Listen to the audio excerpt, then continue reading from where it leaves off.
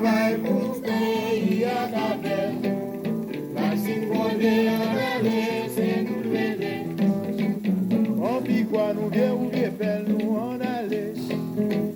On pis quoi nous vient ou bien belle nous en aller. En aller, en aller, en aller, en aller.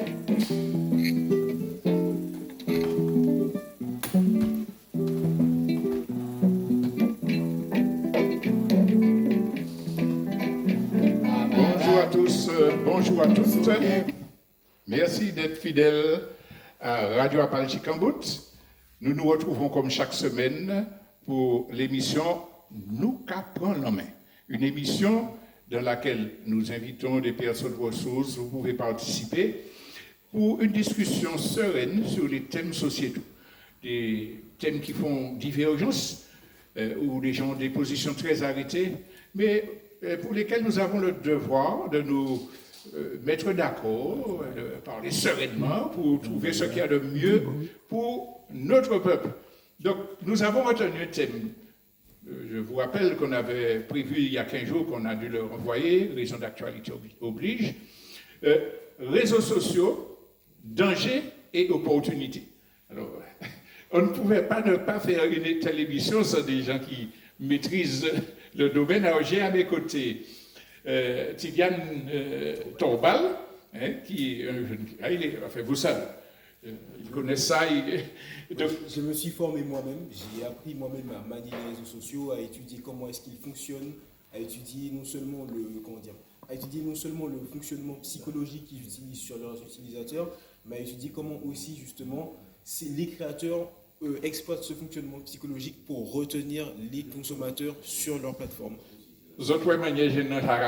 Bon, et puis une autre personne ressource qui ne pouvait pas être mieux indiquée puisqu'il s'agit d'Alexandre Martial qui est formateur justement dans une société Up and Space. Dis-nous en quelques mots. Bonjour à tous les auditeurs et toutes les auditrices de Radio Appal Chicambout. Donc Alexandre Martial, responsable formation et ancien formateur. Pour l'association Open Space située à Rivière-Salée, on accompagne dans les démarches numériques, dans l'inclusion numérique, dans l'appropriation, notamment par le grand public, les enfants, les seniors, de tous ces outils. Et nous déployons également des formations pour les professionnels. C'est dans ce cadre que nous avons les ressources pour pouvoir discuter du sujet d'aujourd'hui qui est très intéressant. Merci en tout cas de répondre à notre invitation. Alors, dans ce format-là, nous voulons comprendre d'abord quels sont ces réseaux sociaux dont on parle, qu'est-ce qu'il y a dedans, à quoi ils servent, quel public ils touchent. Et puis, ensuite, nous allons voir les dangers dont tout le monde parle, à savoir les addictions, les effets sur la santé physique et mentale, et les conséquences sur les liens sociaux qui change là, on ne se parle plus, on est dans un mariage et puis tout le monde est sur son iPhone.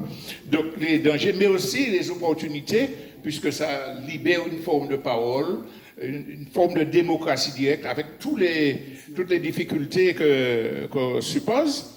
Et puis nous allons voir donc comment utiliser tous ces réseaux sociaux pour l'émancipation humaine.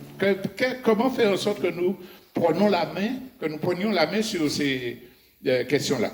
Peut-être que ça va nous amener à parler plus généralement des nouvelles technologies de la communication et de l'information. Donc, pas seulement les réseaux sociaux, mais les agences de téléphonie, etc. Donc, voilà ce à quoi je vous invite aujourd'hui. Je rappelle qu'on peut téléphoner au 0596 96 30 65 pour poser des questions. Qu'on va retransmettre ici. Et puis nous avons 2 stagiaires là qui nous assistent, qui eux aussi éventuellement peuvent poser des questions et faire des remarques également. Donc on va commencer tout de suite. Bon alors, Tidiane, dis-nous, réseaux sociaux c'est quoi? Qu'est-ce qu'il y a dedans? Et ça parle à qui s'en intéresse? Globalement, les réseaux sociaux ces dernières années, ça parle à de plus en plus de personnes.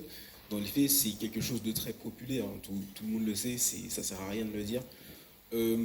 On a plusieurs réseaux sociaux différents, créés et utilisés par un nombre de personnes juste astronomique. On peut parler dans un premier temps celui qui a fait le plus parler le plus tôt, Facebook, qui malheureusement aujourd'hui est un peu, je dirais pas malheureusement, mais qui aujourd'hui est parfois un peu déserté. Il est souvent plus utilisé par les entreprises pour faire des publicités, souvent des petits entrepreneurs. Ensuite, on a celui qui est, à mon avis, est parmi les plus utilisés en ce moment, Instagram, qui lui est vraiment le réseau des influenceurs, entre guillemets. C'est le réseau sur lequel tout le monde partage sa vie en ce moment. On a Snapchat aussi, qui est un peu dans le même style, mais qui lui utilise des snaps, c'est des formats beaucoup plus courts, souvent sous forme de ce qu'on peut appeler des stories. TikTok qui est le réseau extrêmement populaire ces dernières années. Des formats très courts, souvent de 1 minute, qui visent souvent les plus jeunes, moi y compris d'ailleurs. YouTube, lui, utilise souvent des formats plus longs, 10, 15, 30 minutes. Ces dernières années même, des vidéos de 1 heure, 2 heures, qui sont souvent plus informatives, plus denses en information et souvent, je trouve aussi, plus intéressantes. Alors, même question au responsable de formation. Alors, donc, je pense que c'est très important de définir le réseau social, que tout le monde s'y retrouve. Donc ça va être une application, un logiciel, un site sur lequel on va pouvoir, tout au chacun, créer un compte. Et sur ce compte, créer du contenu. Ça peut être du texte, ça peut être de l'image, ça peut être de la vidéo, ça peut être de l'audio. Un individu, une société, n'importe qui peut créer un compte. Peut créer un compte. Alors, on parlera tout à l'heure de la question des limitations d'âge, des réglementations autour de la question, et comment c'est pas forcément toujours respecté ou mis en place. Mais en tout cas, oui, c'est-à-dire que Jean-Bernard, dans la campagne du Carbet, il peut se dire, j'ai mon téléphone, j'ai Internet, je me connecte à telle ou telle application. S'il peut publier du contenu, une photo du Carbet par exemple, s'il peut avoir des réactions à cette photo, des personnes qui vont peut-être liker, partager, commenter, avec des éléments de langage qui sont propres à chaque application, mais en gros, si vous pouvez dire que vous aimez, écrire un message dessus, envoyer à quelqu'un d'autre, là on est sur un réseau social, et comme l'a très bien fait Tadiane, c'est bien ça ? Tidiane, pardon. Sur la liste des réseaux sociaux, effectivement, on va retrouver Instagram, Facebook, TikTok, YouTube, et tout ça donc permet donc de diffuser du contenu, de partager et d'en créer. Bon, alors, n'importe qui, c'est ça qui est important, peut créer un compte et intervenir. Oui. Est-ce qu'il y a un contrôle des États, qui limite la possibilité de dire ou de faire? Alors, si on se positionne donc dans le droit français, le droit français forcément régit également certains éléments, donc on n'a pas le droit de dire ou de faire n'importe quoi sur les réseaux sociaux. Quelqu'un qui ferait l'apologie du terrorisme pourrait donc, sur n'importe quel réseau social, pourrait donc être poursuivi et condamné pour ces faits-là. Et sur la question de est-ce que n'importe qui peut créer du contenu ou créer un compte, oui, au point où maintenant on a des IA qui ont des comptes Instagram, des comptes Facebook, et qui sont présentés comme tels, assumés comme tels. Donc oui, et ça peut poser des questions, notamment sur la question des enfants. Est-ce qu'un enfant qui de 16 ans accompagné avec ses parents, techniquement il ne peut pas créer de compte Instagram en France, mais on constate que souvent c'est le cas, et ça pose justement beaucoup de questions autour de comment on va gérer ça. Mais aujourd'hui, effectivement, c'est quelque chose qui est plutôt à l'avantage au fait, des GAFA, donc les grands groupes des réseaux de technologie, notamment américains, parce que l'objectif, c'est que plus il y a de monde sur un réseau social, plus vous avez des utilisateurs, plus vous les gardez sur ce réseau social, plus vous pouvez monnayer l'utilisation de ce réseau social, publicité, ainsi de suite. Je vais revenir sur cette importante question, mais je me retourne vers toi. On a parlé de législation, mais tu as laissé entendre dans ta première intervention que psychologiquement, il y a des abus. Est-ce que vraiment, il y a un contrôle sur ce qui est publié? Est-ce qu'on peut modérer et quel effet ça a sur l'opinion des gens? Alors, les entreprises mènent un travail de modération sur les réseaux sociaux. C'est un travail qui est pour eux long, fastidieux, c'est-à-dire qu'ils payent des gens pour regarder les vidéos, savoir si elles doivent être, en fonction de si elles sont signalées ou non, savoir si elles doivent être supprimées, si les comptes doivent être strikés, en tout cas c'est comme ça qu'ils le disent sur YouTube. Donc oui, il y a un contrôle vis-à-vis des entreprises sur ce qui est publié. C'était quoi la suite de la question? Quel effet ça a sur les gens, cette liberté est-ce qu'elle est vraiment contrôlée?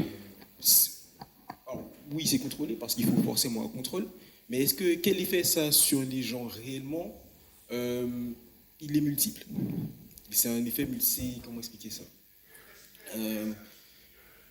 C'est l'objectif, comme il disait, des réseaux sociaux, c'est vraiment de garder le plus de monde que possible, garder le plus de monde que possible, retenir la capacité d'attention des gens et pour pouvoir monnayer cette capacité d'attention. L'objectif, c'est de pouvoir montrer aux gens des publicités, etc. Et donc forcément, ils utilisent ce qu'on appelle des dark patterns, souvent, qui leur permettent de retenir ces personnes sur ces réseaux. Ou de justement les faire revenir. Il y a beaucoup de réseaux qui abusent des notifications. Je prends l'exemple de LinkedIn, c'est un réseau social pour le travail, qui abuse énormément des notifications pour faire revenir les gens sur LinkedIn, alors qu'en fait la notification n'avait strictement aucun sens. Ah oui, justement, tu as signalé les GAFA.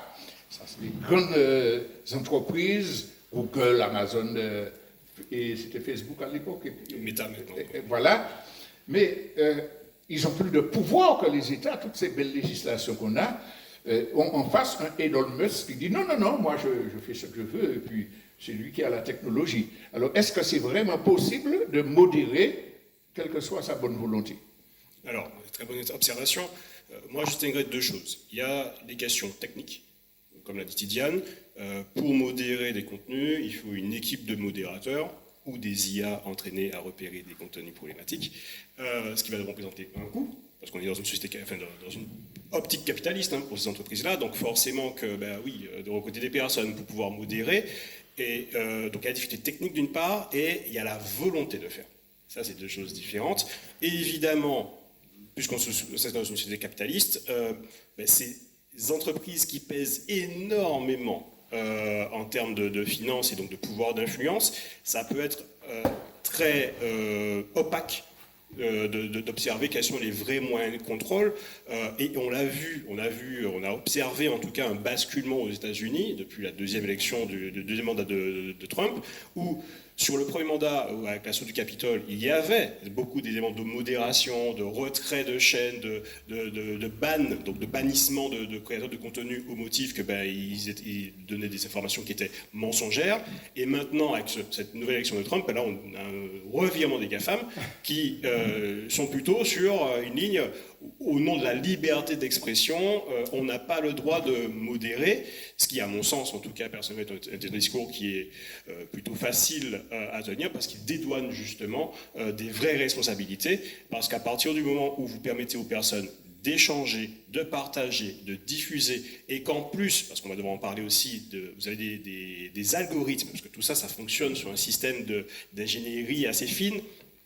Les algorithmes, ils vont mettre en avant tout ce qui va faire réagir, et pas forcément réagir positivement. Ça veut dire qu'aujourd'hui, on va prendre sur YouTube ou sur Instagram, quelqu'un qui dit que la Terre, elle est plate, ou même que la Martinique n'existe pas. Bon, quelqu'un fait une vidéo, dit la Martinique n'existe pas, elle n'a jamais existé.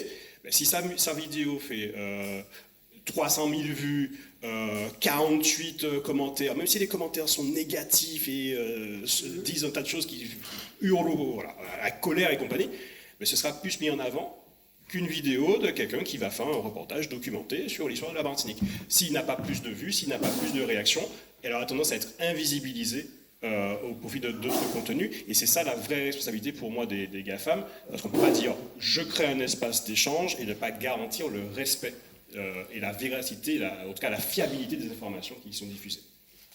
Tu as dit déjà le sous-entendu, un capitaliste cherche son profit et puis les lois, mais on va revenir sur cela quand on va parler des NTIC en général, les nouvelles technologies. Je voudrais là maintenant qu'on s'arrête sur les dangers de l'utilisation de ces réseaux sociaux sur le point de vue physique et sur le point de vue mental, et notamment celui des jeunes. Alors, qu'est-ce que vous en pensez? Qui veut commencer? Je veux commencer. Vas-y.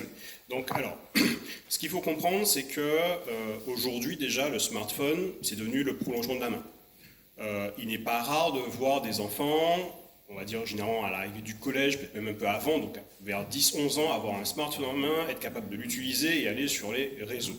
Ce qui fait que forcément, c'est quelque chose qui échappe souvent au regard des parents.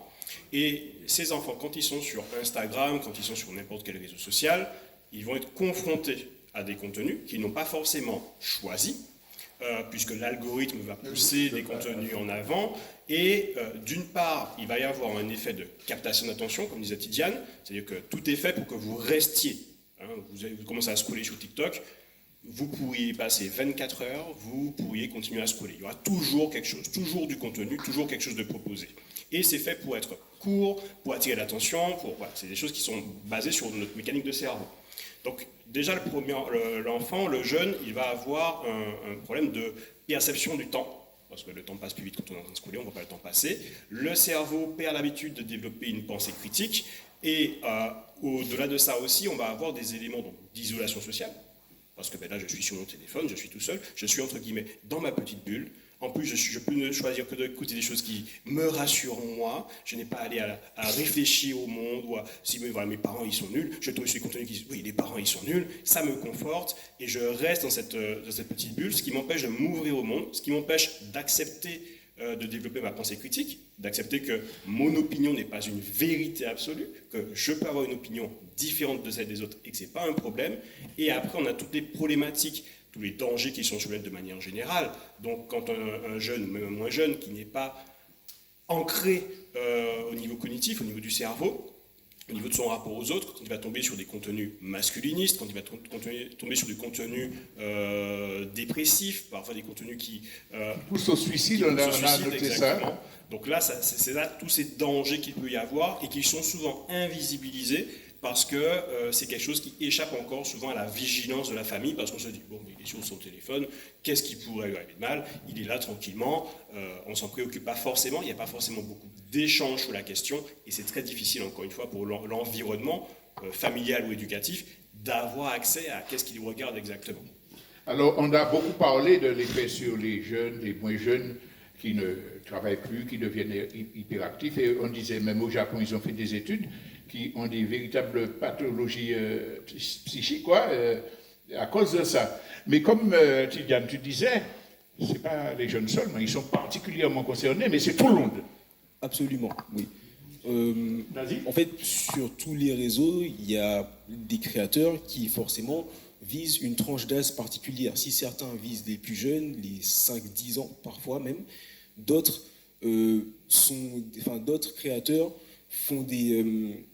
créent un contenu qui est souvent beaucoup plus populaire, qui est souvent pour une tranche d'âge beaucoup plus large, donc qu'un homme de 43 ans, même de 64 ans, pourra regarder sans problème, toujours même avec ces mêmes problématiques de rétention d'attention. Ils font un concept avec plein de lumière, des flashs, de la musique, etc. Et donc finalement, si les enfants sont extrêmement touchés, les adultes non plus ne sont pas immunisés face à ce phénomène. Finalement, je le vois avec mes parents, je le vois parfois avec mon grand-père. C'est pas rare quand on est au cinéma finalement de voir les gens avant le film, c'est rigolo, machin, etc. Et donc finalement, oui, ça a un énorme effet sur les jeunes, mais les adultes ne sont pas du tout immunisés, parfois même ils sont plus touchés. J'ai eu l'occasion de voir dans une église, pendant une cérémonie funèbre, une personne avec son portable qui regarde YouTube tout à côté de moi, et puis en même temps, il y a une autre où son téléphone sonne, elle déclic, et puis après, ça ressonne. Donc, mais tu parlais du temps passé. Eh bien, c'est pas rare de voir que pendant toute une nuit, des gens sont en train de regarder des contenus. Mais le problème, justement, au-delà de la question physique, perte du temps, c'est que les contenus sont faits pour accrocher, et pour accrocher, on va donner le sensationnel, le vulgaire et tout. Et tous ces gens-là, y compris les adultes, vont regarder des contenus qui, disons, sexualisent les rapports humains, qui individualisent les façons de penser, et ça détruit le réseau social, les relations sociales. Alors effectivement, c'est pour ça qu'il faut avoir en tête que le cerveau humain, il fonctionne sur deux types de pensées. On a ce qu'on appelle la pensée heuristique, c'est la pensée de l'instant. C'est des choses qui nous font réagir tout de suite, une couleur. Si j'aime le melon, je vois un melon, je suis content, ce genre de choses-là, les raccourcis, les clichés. Voilà, le cerveau, il fonctionne comme ça. Et ensuite, on a la pensée critique. La pensée critique demande plus d'efforts, plus de réflexion, plus de recul. Et c'est se dire, oui, bon, en fait, ce que j'ai vu là, est-ce que c'était vraiment intéressant? Qu'est-ce que ça m'apporte? humainement, c'est normal d'être attiré par des contenus qui vont nous faire réagir sur des émotions basiques. Je vais rire, je vais avoir peur, je vais être inquiet, ça joue dessus. Maintenant, c'est pour ça qu'il est important à notre... notamment c'est le cas de l'association Open Space, une de nos missions, c'est d'outiller et d'éduquer le plus de personnes possible justement à se dire, ce n'est pas parce qu'on vous le met sous les yeux que forcément c'est bon pour vous, que vous êtes obligé de faire comme ça. Il y a aussi un travail à faire sur soi, se poser des questions, se dire quel est mon rapport au contenu, parce que ça peut devenir une vraie addiction, et surtout le rapport à l'ennui. Moi, je l'ai expérimenté. Hein, je lisais quelque chose sur le fait que maintenant, même les plateformes de streaming, quand elles conçoivent des films ou des séries, demandent aux scénaristes de dire, d'établir toujours un personnage, de rappeler ce qui se passe, parce qu'on sait que les personnes qui regardent le film ont leur téléphone dans la main et qui font deux choses en même temps. Ouais, les séries sont créées en faisant en sorte qu'elles soient un deuxième écran, en fait. Parce que les gens souvent scrollent devant Netflix, Amazon Prime, etc. Et je me suis rendu compte moi-même, qu'en regardant un début d'une série ou d'un film qui m'intéressait, que j'avais envie de prendre mon téléphone parce que mon cerveau n'avait presque pas le temps que l'histoire se mette en place. Et là, je me suis dit, là, il y a un problème. Là, ça veut dire qu'il faut que je reprenne le contrôle. Il faut que je me pose la question sur pourquoi j'ai cette sensation d'ennui si rapide et se rappeler que justement, c'est normal aussi de laisser le temps au cerveau de ne pas être toujours happé par une information. Parce que c'est ce qui est aussi devenu dangereux, c'est que ça a ses avantages, évidemment. Mais il faut avoir un équilibre comme dans toute chose et se dire, ok, là, il y a des moments où je dois laisser mon cerveau sur pause, laisser mon cerveau respirer un peu. Alors, nous avons une question qui nous vient du public. Présente-toi et pose sa question. Je suis Madame Siflet Kaïta, donc en troisième année de licence créole. Et j'ai une question pour ces deux messieurs. Pensez-vous que l'utilisation des réseaux sociaux favoriserait le cyberharcèlement? Si oui, comment s'en protéger? Belle question. Allez, qui répond?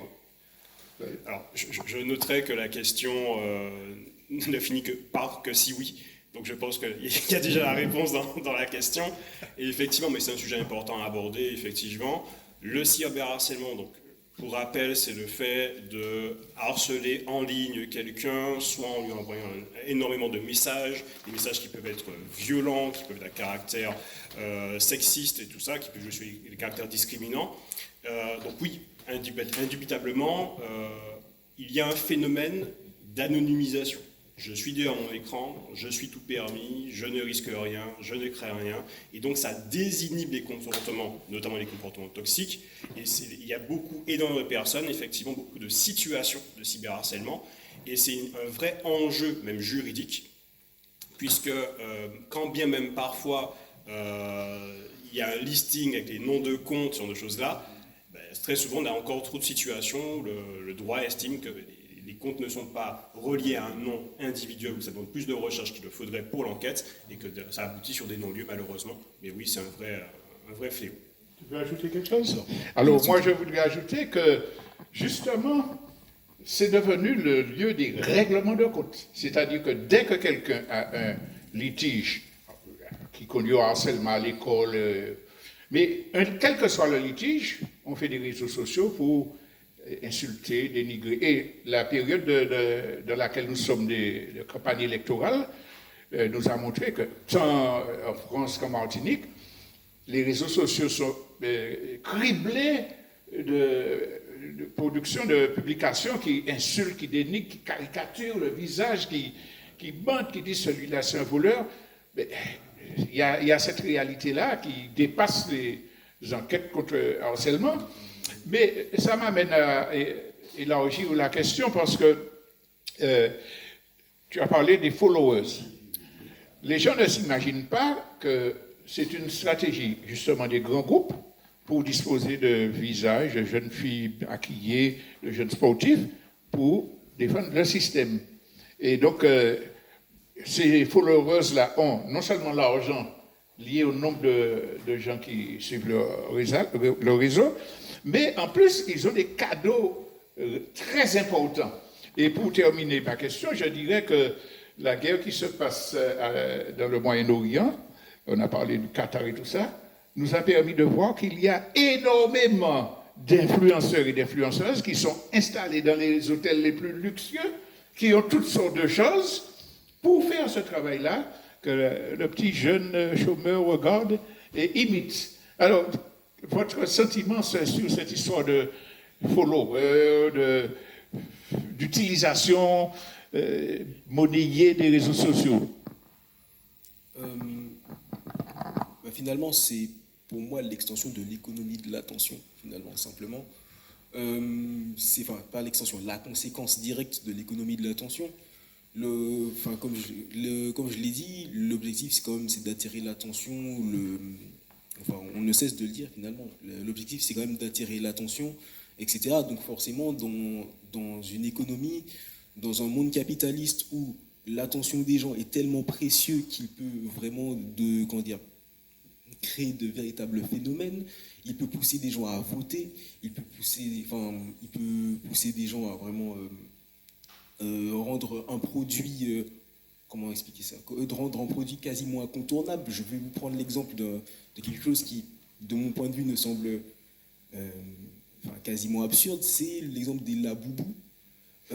C'est quoi? L'exemple des laboubous. En fait, ce sont des petites peluches créées par un artiste. Et simplement, une star a commencé à les collectionner. Et petit à petit, des personnes ont commencé à les acheter, etc., à les collectionner. Et ça a fait un véritable raz-de-marée. Aujourd'hui, il y a, je ne sais pas si ça n'a pas fait de succès ici, étant donné qu'on n'en trouve pas ici, mais en France, aux États-Unis, etc., ça a vraiment fait un raz-de-marée, ça a généré des milliards et des milliards d'euros. Donc forcément, quand on voit qu'une star qui a commencé à collectionner une petite peluche, en plus une peluche pas très jolie, a réussi à faire exploser quelque chose comme ça, à générer des milliards de dollars quasiment d'un claquement de doigts, j'allais dire, je trouverais presque normal, mais c'est pas si étonnant finalement qu'on voit des gens, des influenceurs à qui on offre des cadeaux, qu'on met dans un environnement aisé, qui arrivent justement à se mettre dans un environnement très aisé pour pouvoir continuer à faire ce qu'ils font déjà. Alors, sur cette question-là, effectivement, moi, je rappellerai que on a toujours eu besoin de figures héroïques ou de se rattacher à des figures qu'on mettait un peu au-dessus, les sportifs, les athlètes, les acteurs. Donc cette glorification de la célébrité, elle a toujours existé. Maintenant, elle prend forcément des formes très différentes. Maintenant, je rappellerai aussi que les réseaux sociaux, c'est un outil.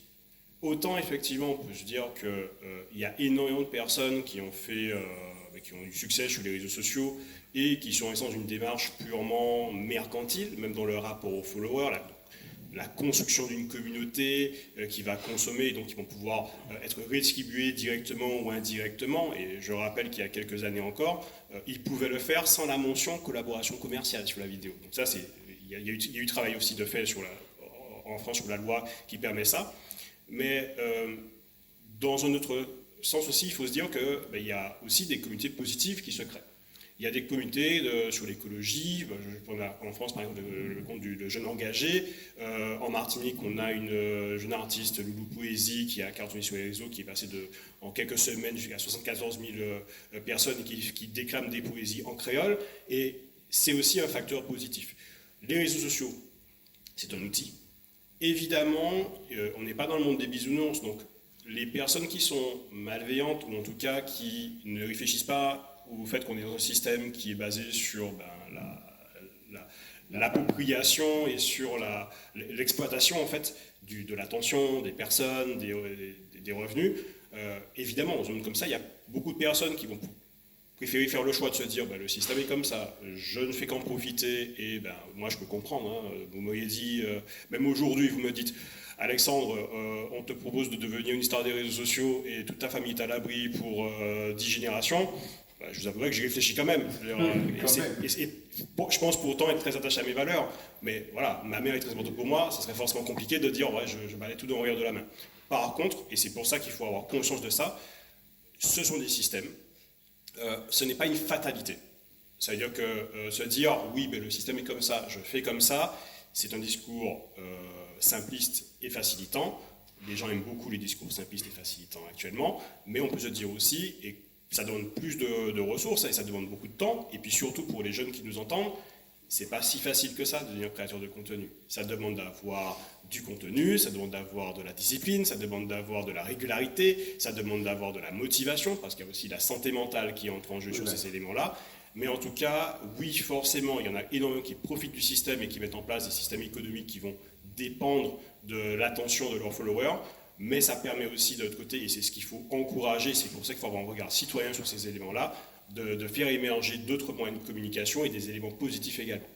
Alors, on va passer justement à cet aspect d'opportunité et possibilité de faire des choses intéressantes avec les réseaux sociaux, mais je veux rappeler que nous avons noté qu'il y a des problèmes de santé physique et mentale qui se posent pour tout le monde. D'abord parce qu'on est désorganisé dans son temps, on a des pathologies qui se créent, l'addiction et tout, mais en plus ça crée des dissensions dans les relations sociales, et puis surtout un enchaînement, une addiction, comment dirais-je, une dépendance technologique et financière très grave. Mais je veux ajouter simplement, avant qu'on passe aux opportunités, sur le danger. Parce que quand on ouvre, par exemple, j'ouvre la page YouTube ou bien certains, 80% des contenus qui sont proposés au départ sont excessivement dangereux. Tu as parlé de masculinisme, etc. Mais même pour des questions de sécurité publique. Alors, j'ai lu notamment dans le site Fondas Créole, je reprends après lui, que le monsieur qui est mort de la morsure d'un serpent, il y a quelque temps, avant d'aller chez le médecin, il est allé sur ChatGPT pour voir qu'est-ce qu'on fait en cas de morsure de serpent. Il en est mort. Mais au-delà de ça, je vois des choses qui sont effrayantes. Vous êtes trop longtemps resté sans faire ça. Et puis on te montre des montages électriques bizarres. Il faut consommer telle plante, il faut manger ceci, cela, venant de gens qui ne connaissent strictement rien et qui mettent en danger la santé publique. Donc ce danger-là, comment le combattre avant de passer aux opportunités? Ben encore une fois, ça passe par ce qu'on appelle l'éducation aux médias et à l'information. D'où son importance aussi dans le cadre scolaire, dans le cadre éducatif de manière générale, c'est une information est toujours construite. Ça n'arrive pas comme ça. La manière dont on va la raconter, la manière dont on va la transmettre, qui la transmet, tout ça sont des choses qui doivent être interrogées. Alors c'est sûr qu'on n'a pas le temps de réfléchir, de vérifier toutes les informations qu'on a. Par contre, c'est une information qui est importante, qu'on s'apprête à partager ou à laquelle on donne du crédit, c'est toujours important de se poser la question, qui transmet cette information? Est-ce que moi je peux la vérifier? Est-ce qu'elle est sourcée? Donc sourcée, c'est est-ce que je sais de quelle recherche ça vient, de quelle thèse ça vient, de quelle mémoire ça a été écrit? Et est-ce que je peux recouper cette information? Et ça, c'est très important, c'est vraiment la base pour les réseaux sociaux comme pour les médias et l'information de manière générale. Par exemple, tout ce qu'on vous dit aujourd'hui, c'est pas vrai parce que M. Saé, parce que Tidiane et parce qu'Alexandre l'ont dit. C'est vrai parce que vous pouvez faire les recherches dessus, vous pouvez sourcer ces informations, vous pouvez les croiser. Et c'est ça qui est important. Et se rappeler que les outils d'IA génératifs comme ChatGPT, elles sont programmées par des humains comme nous qui ont des